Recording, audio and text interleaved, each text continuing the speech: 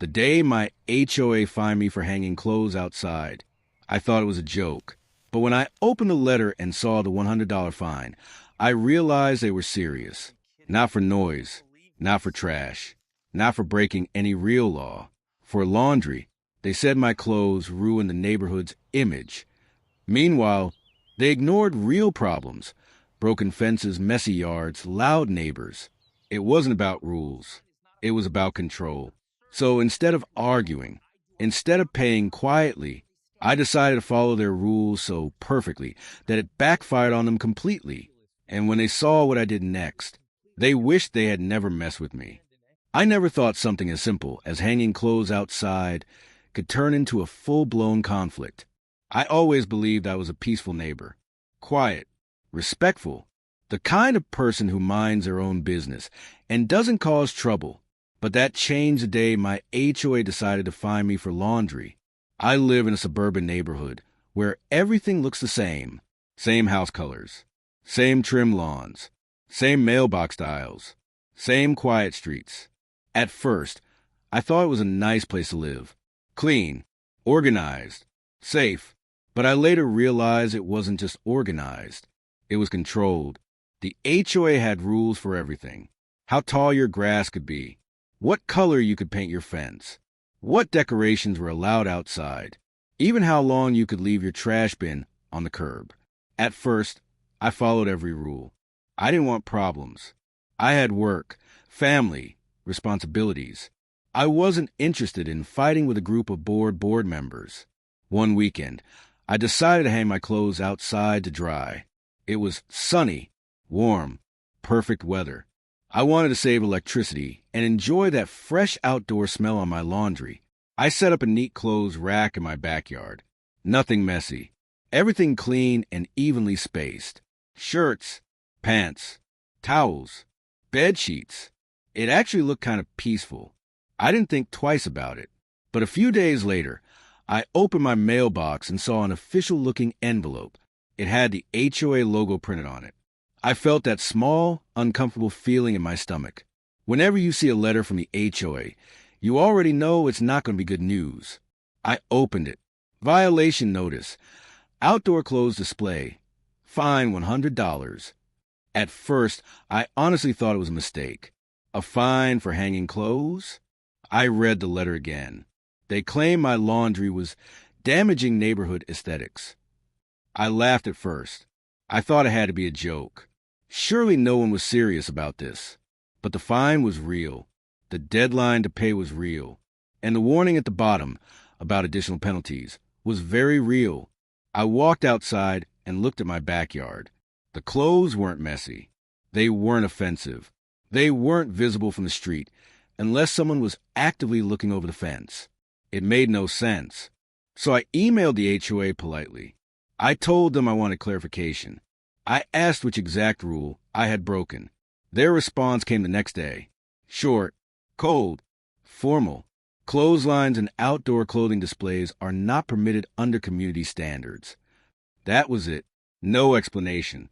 No flexibility. No understanding. Just authority. I felt frustrated, but I still tried to be calm. Maybe it was just a misunderstanding. Maybe if I talked to them in person, we could resolve it. So I decided to attend the next HOA board meeting. The meeting took place in a small community center room. The board members sat behind a long table.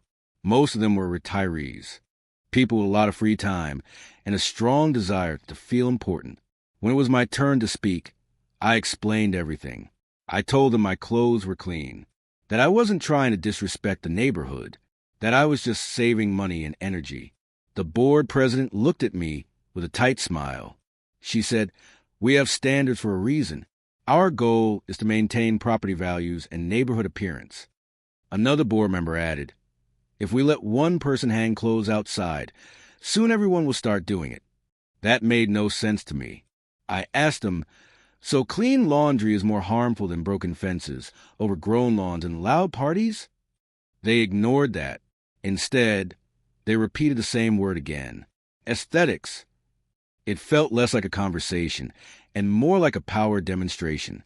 I walked out of that meeting feeling angry, but also determined. If they want to control small things like this, I want to understand exactly how far their control went. So when I got home, I opened the HOA rulebook. It was thick, dozens of pages, tiny text, endless restrictions. Most people never read it, but I read every single page. Slowly, carefully, like a lawyer preparing a case. And that's when I noticed something interesting. The rules specifically ban clotheslines. But nowhere did it ban clothing racks, temporary clothing displays, hanging garments on freestanding structures, decorative outdoor fabric items. In other words, they banned one specific method, but not the concept of clothing being outside. A thought formed in my mind. If they wanted to be strict, if they wanted controlled details, then I would follow their rules exactly, not by arguing, not by breaking them, but by obeying them so literally that it would expose how ridiculous they were. At first, I wasn't even thinking of revenge. I just wanted to make a point.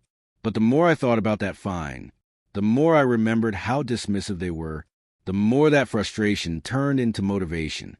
The next morning, I went to the hardware store. I bought poles, freestanding racks, hooks, hangers, not a single clothesline. Everything I bought was technically allowed. When I got home, I set everything up carefully in my yard. Then I started hanging clothes, not just a few items. I hung everything: shirts, jeans, towels, bed sheets, jackets, old hoodies, even clothes I rarely wore. I spaced them neatly, color-coded them, made it look organized, but impossible to ignore. By afternoon, my yard looked like a giant open-air wardrobe, and I smiled, because I knew I wasn't breaking a single rule. But I also knew the HOA was going to lose their minds. And this was only the beginning. By the time the afternoon sun started to lower, my backyard had turned into something no one in the neighborhood had ever seen before. Clothes were everywhere. Shirts on hangers, jeans lined up on racks, towels draped across bars, bed sheets flowing like flags in the wind, even old jackets and sweaters that hadn't seen daylight in years. It wasn't messy. It wasn't dirty. It was actually very organized, but it was impossible to ignore.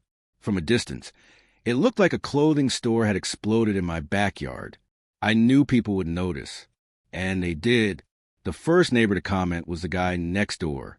He leaned over the fence and laughed. "Did you start a laundry business or something?" he joked. I told him the truth. The HOA fined me for hanging clothes, so now I'm following their rules. He shook his head. "That's crazy. But honestly, good for you." That reaction surprised me. I expected people to complain. Instead, people were amused. By the next day, more neighbors started noticing. Some smiled, some laughed, some shook their heads in disbelief. A few even told me they had received petty HOA warnings before about trash cans, driveway stains, or decorations that were too visible. I realized something important. I wasn't the only one frustrated. I was just the only one who finally pushed back. Of course, it didn't take long for the HOA to notice. On the third day, I received another letter. This one had a sharper tone. Unapproved outdoor display. Subject to further review. They didn't even specify what rule I had broken, so I replied politely. I quoted their own rule book.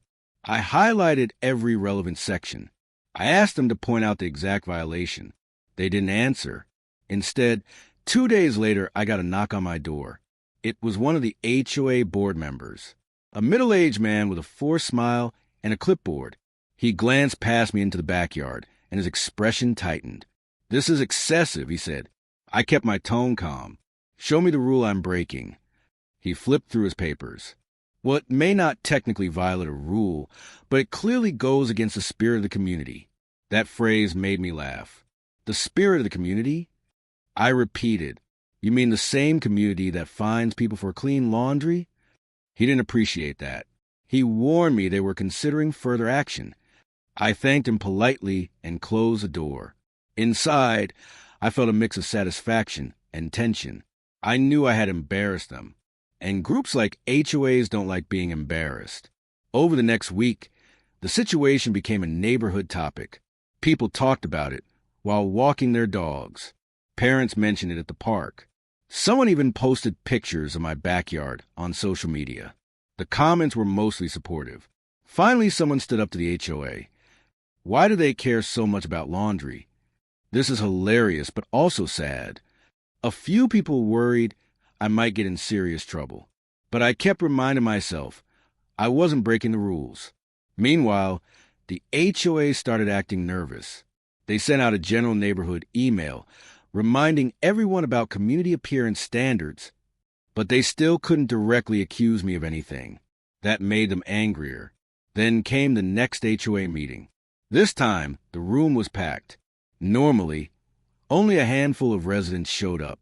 But now, people wanted to see what would happen. I attended again. The board president looked stressed. Her usual confident tone was gone. She opened the floor for discussion. And suddenly, neighbors started speaking up. One woman said she'd been fined for leaving her trash bin out for one extra day. Another said he'd been warned about his holiday lights being up too long. A couple complained about arbitrary fines and unclear rules. And then someone mentioned me. The laundry situation isn't the real problem, a neighbor said. The real problem is how the HOA treats residents. Petty fines. No flexibility. No communication. People nodded. For the first time, the HOA board wasn't in control of the narrative. They were on the defensive. The board president tried to regain control. She said, "We need rules to maintain order." But the crowd pushed back. "Rules are fine," someone replied, "but power trips aren't." I sat there quietly, watching. I realized my laundry display had become more than just revenge. It had become a symbol of how far the HOA had gone. After the meeting, several neighbors thanked me. One older man said, "I've lived here for years. I've never seen anyone challenge them. You did what we all wanted to do." That meant more to me than I expected. Still, the HOA wasn't done. A week later, they sent me a formal notice requesting a private meeting. I knew they were planning something. So before going, I prepared. I printed the HOA rules. I highlighted every relevant section. I documented photos of my yard. I kept copies of every letter they had sent me. When I arrived, the board members sat across from me like a courtroom panel. They claimed my display was disruptive. They argued it created visual clutter. They suggested I was intentionally provoking them. I didn't deny it. I said calmly, "I am following your rules exactly. If you don't like the outcome, change the rules." They didn't like that answer. They hinted at creating a new policy. But here's the problem. Changing HOA rules isn't easy. It requires votes, resident approval, formal notice periods. And now, the residents were paying attention. If they tried to push a new restrictive rule, they'd face backlash. So instead of acting quickly, they stalled. Weeks passed.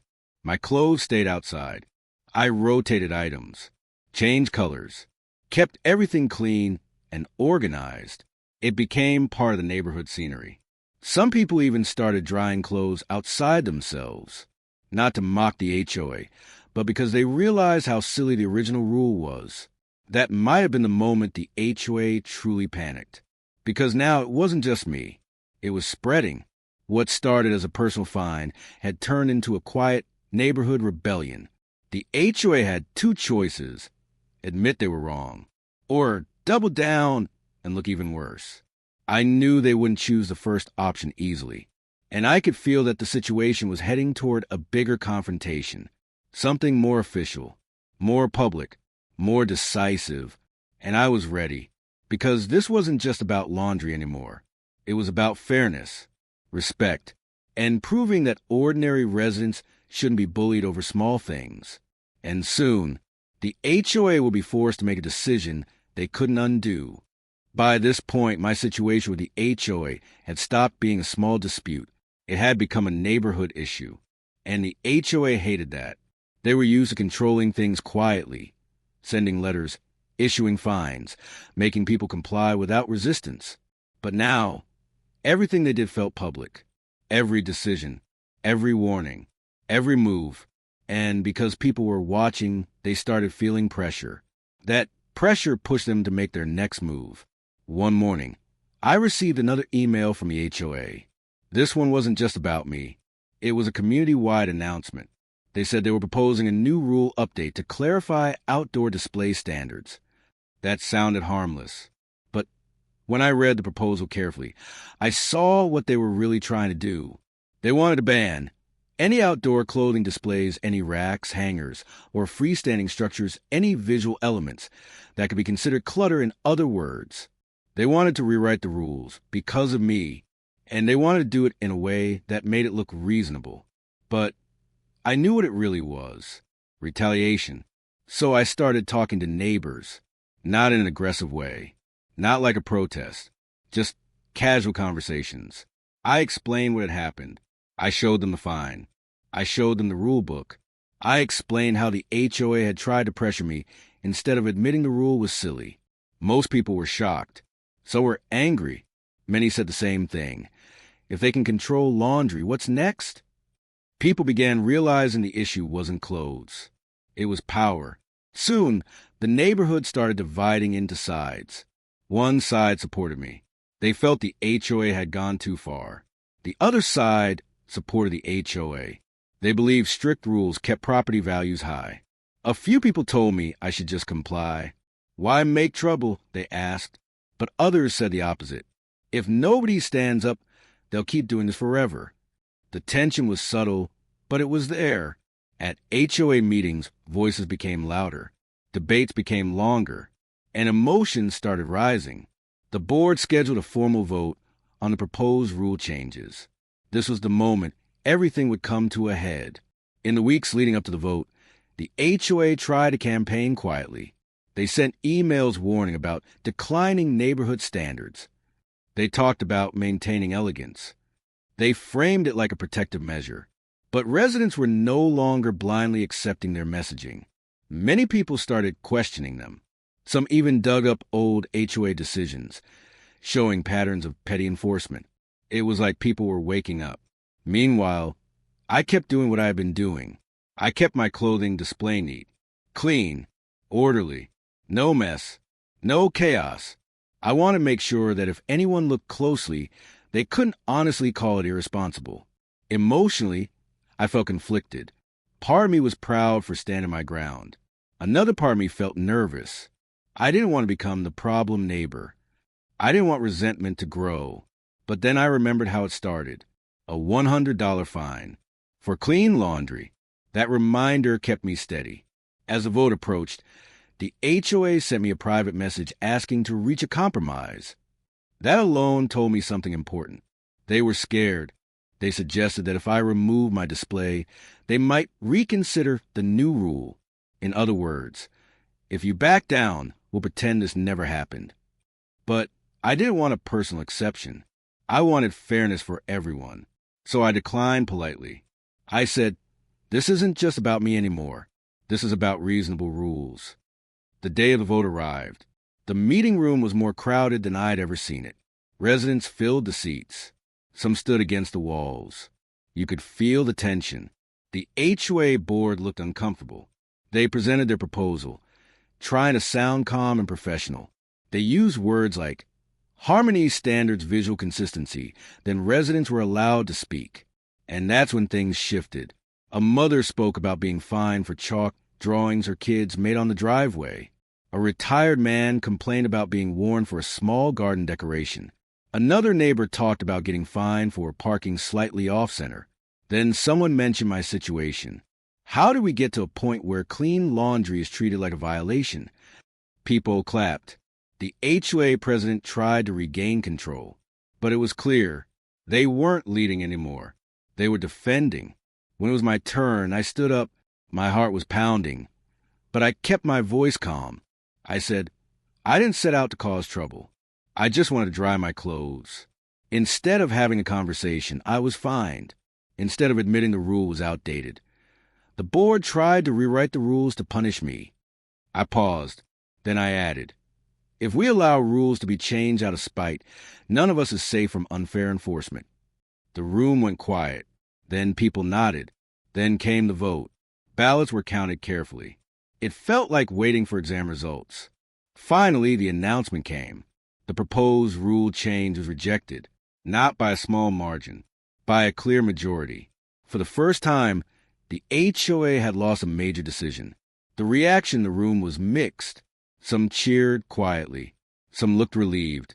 Some of the board members looked stunned. And I felt something unexpected. Not triumph, but validation. This wasn't about winning anymore. It was about proving the residents had a voice. After the meeting, several board members avoided eye contact. Others looked frustrated, but something had shifted. They were no longer untouchable. Still, I knew this wasn't fully over. Organizations like HOAs don't like losing control, and I suspected they would try a different tactic next. Not rules, not fines, but pressure, social pressure, legal pressure, personal pressure. And I was prepared for it, because at this point, I wasn't just defending my laundry. I was defending a principle, that people shouldn't be punished over small, harmless things. That power should be reasonable, and that sometimes standing your ground inspires others to stand too. But the HOA wasn't done, and their next move will be quieter, more strategic, and more personal. After the vote failed, I thought things might finally calm down. I was wrong. The HOA didn't come after me loudly anymore. They became quieter, colder, more subtle. Instead of direct warnings, they started applying indirect pressure. It began with small things. Suddenly, I started receiving inspection notices. They wanted to review property compliance. Then I got a reminder about lawn height, even though my lawn hadn't changed. A week later, I received a note about my trash bin placement, even though it was exactly where it had always been. None of these were major violations, but together they felt intentional, like someone tried to remind me, we still have power over you. It was exhausting. I wasn't just dealing with laundry anymore. I was living under constant scrutiny. Every time I stepped outside, I wondered if someone was watching. Every time I checked the mailbox, I expected another notice. And emotionally, it started taking a toll. At first, I felt strong, confident, proud for standing my ground. But slowly, that pride turned into stress. I started second-guessing myself. Was I going too far? Was I making life harder than it needed to be? Was I turning into the person people whispered about? Some neighbors still supported me, but others started acting distant. Not hostile, just cautious, like they didn't want to get involved. One day, a neighbor quietly said, I agree with you, but I wouldn't want to be in your position. That hurt more than I expected, because I realized something. Standing up for yourself can feel empowering, but it can also feel lonely. The HOA's pressure wasn't loud. It was psychological. They never admitted retaliation. They just made my daily life feel tense. One evening, after another minor warning letter, I sat on my couch and stared at the ceiling. For the first time since it started, I thought about giving up. Not because I believed they were right, but because I felt tired. Tired of letters. Tired of meetings. Tired of feeling like every small choice might trigger another complaint. That night, I barely slept. I kept replaying the situation in my head. Did I really want to keep fighting? Was this battle worth the stress? The next morning, I stepped outside and looked at my yard. The clothes racks were still there. Neat, clean, quietly defiant. They no longer felt like a joke. They felt like a statement. And I realized something important. If I backed down now, it wouldn't just be about laundry. It would send a message that pressure works, that intimidation wins, that standing up is temporary. That thought made my chest tighten. So instead of giving up, I adjusted my mindset. I stopped seeing this as a revenge story. I started seeing it as a test of endurance. Meanwhile, the HOA shifted strategies again. Since direct rule changes failed, they started influencing opinions. They spoke to neighbors privately. They hinted that I was disruptive. They suggested I was hurting property values. I heard rumors. Someone said I was seeking attention. Someone else claimed I wanted to make the neighborhood look bad. That hurt, because I had never wanted attention. I just wanted fairness. One afternoon, a longtime resident knocked on my door. She was kind, polite, calm. She said, "I understand your point, but don't you think it's time to move on?" Her tone wasn't angry. It was tired, and that made me feel conflicted. I didn't want to become a source of division, so I asked myself a difficult question. Am I still fighting for a principle or just fighting to win? To find clarity, I revisited how this all began. A fine, a dismissive meeting, a refusal to admit a silly rule. The core issue hadn't changed. The HOA never apologized, never admitted they overreacted, never showed respect. They just wanted control, and I couldn't accept that. A few weeks later, the HOA sent out a neighborhood survey. They asked residents about outdoor appearance community harmony rule enforcement, but the questions were worded in a biased way, as if they were trying to build a case against me. That's when something unexpected happened. Neighbors started pushing back again. Some emailed the HOA criticizing the survey. Others pointed out the manipulation. One resident even wrote, "If the board spent less time targeting individuals and more time listening, we wouldn't be here." Reading that made me emotional, because I realized I wasn't alone, even if it sometimes felt like it. Still, the pressure continued. One particularly stressful week, I received 3 notices in 5 days. None of them serious, but each one drained me. One night, I felt overwhelmed. I sat down and seriously considered taking everything down, not because I was wrong, but because I was tired of being the issue. That was my lowest point. I felt frustrated, doubtful, emotionally worn out. But the next day, something changed. A small group of neighbors came by. They weren't loud. They weren't dramatic. They just said, "Thank you for standing up. You made them more accountable. You showed that residents have a voice." One man said something I'll never forget. "Even if this started with laundry, it turned into dignity." That hit me hard, because that's what this had become. Not laundry, not racks, not rules, but dignity. The HOA eventually realized their indirect tactics weren't working either. Instead of breaking me, they were slowly losing credibility. Residents were questioning them more, challenging them more, watching them more closely. The power dynamic was shifting. Still, I knew this conflict needed a real resolution, not endless tension, not constant letters. Something official, something final. And soon, the HOA would make one last major move, a move that would either restore their control or finally force them to change.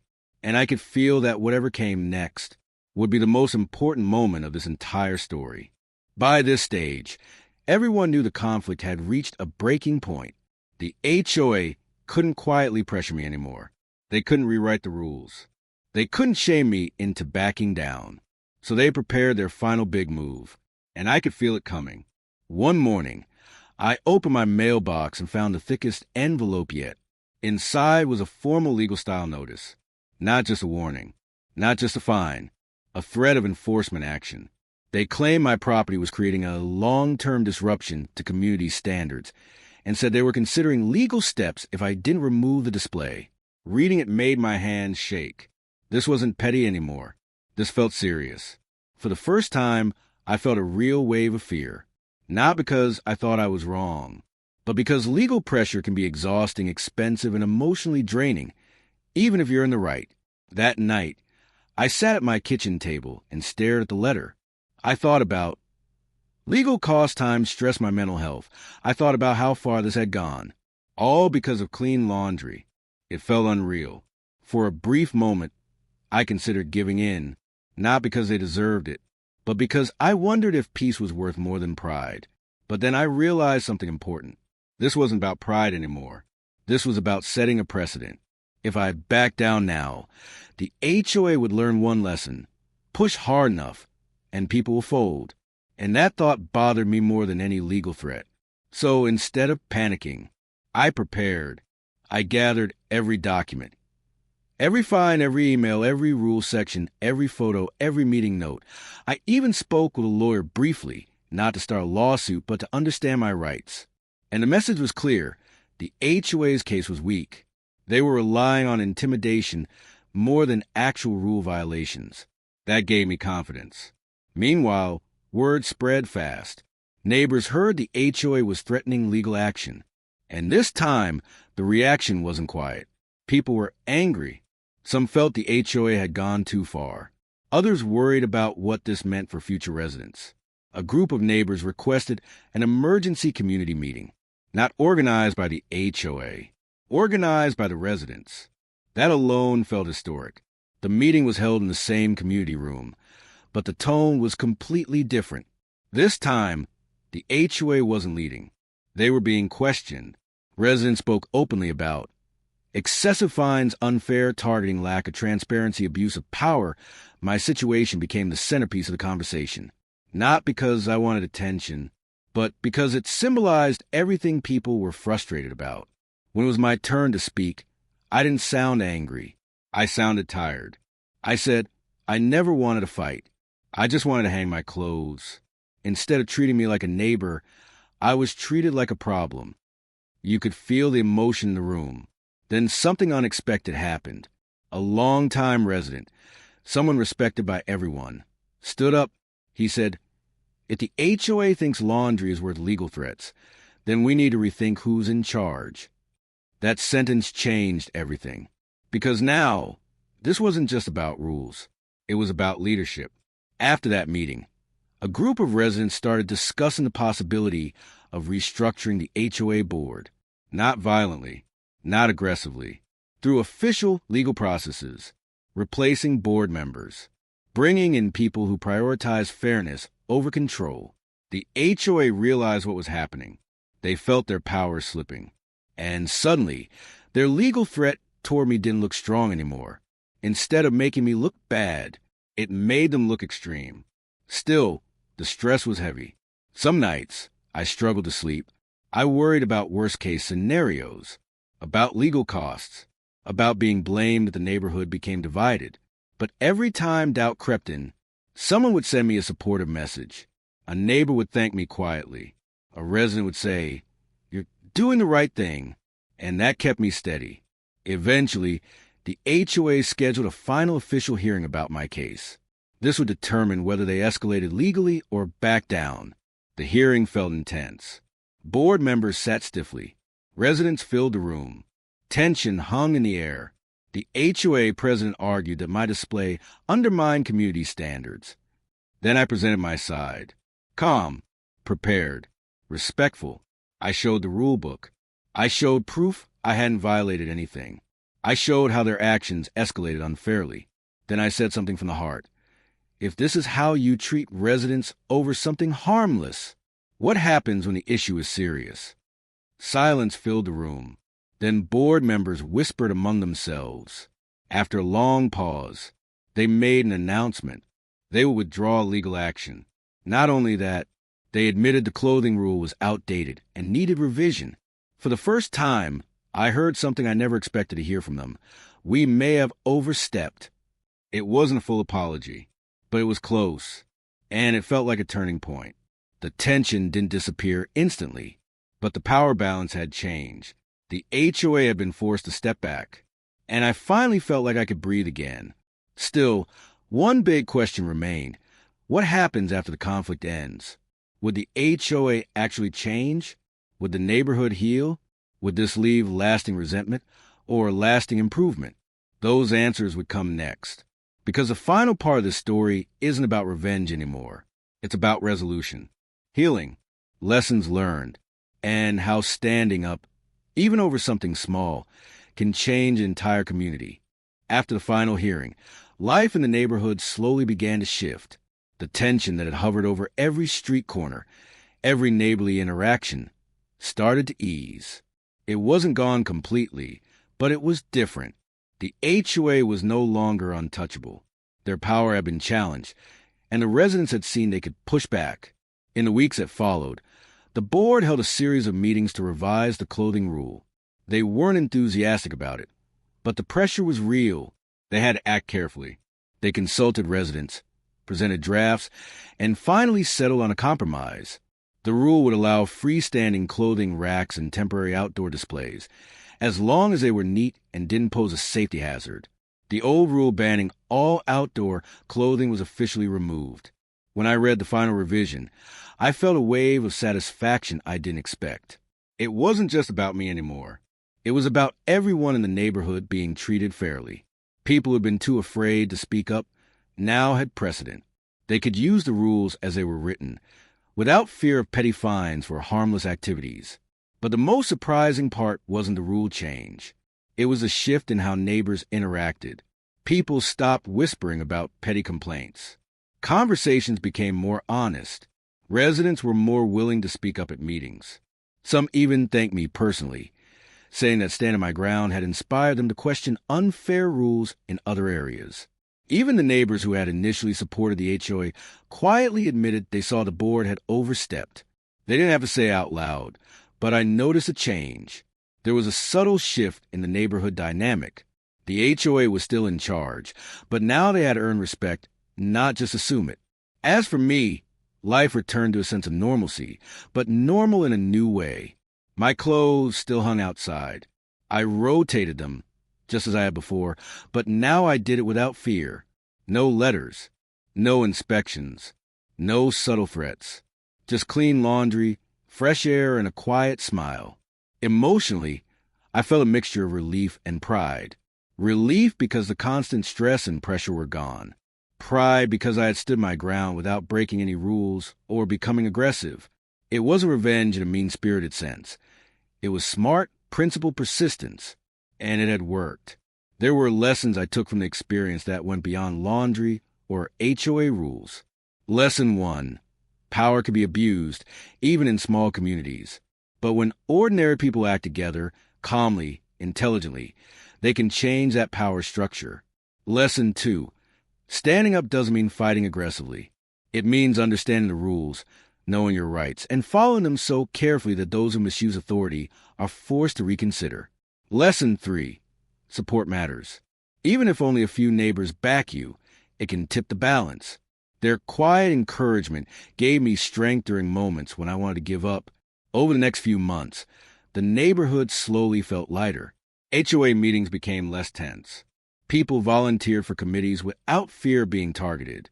Complaints were handled with transparency rather than intimidation. The atmosphere wasn't perfect, but it was fairer. I also noticed subtle social changes. Neighbors were friendlier, more relaxed. Children played outside more freely, knowing small mistakes wouldn't lead to fines. Lawn decoration, holiday lights, and creative displays became more common. People smiled more when passing by each other. The neighborhood had lost some of its rigid uniformity, but gained humanity. Personally, I carried a sense of confidence I hadn't had before. I realized that courage doesn't have to be loud or dramatic. Sometimes it's quiet, calm, strategic, and incredibly effective. I also found humor in the situation. Looking back, it was ridiculous in some ways. A conflict over laundry had escalated to board meetings, surveys, votes, and legal threats. I laughed at the absurdity. But I also appreciated the outcome. A community became more fair because someone refused to back down over a seemingly small issue. Occasionally, I still think about the moment I hung everything outside: shirts, towels, sheets, old jackets, even Halloween costumes. It was a turning point. The moment the HOA realized that rules could be followed so literally that their power became powerless.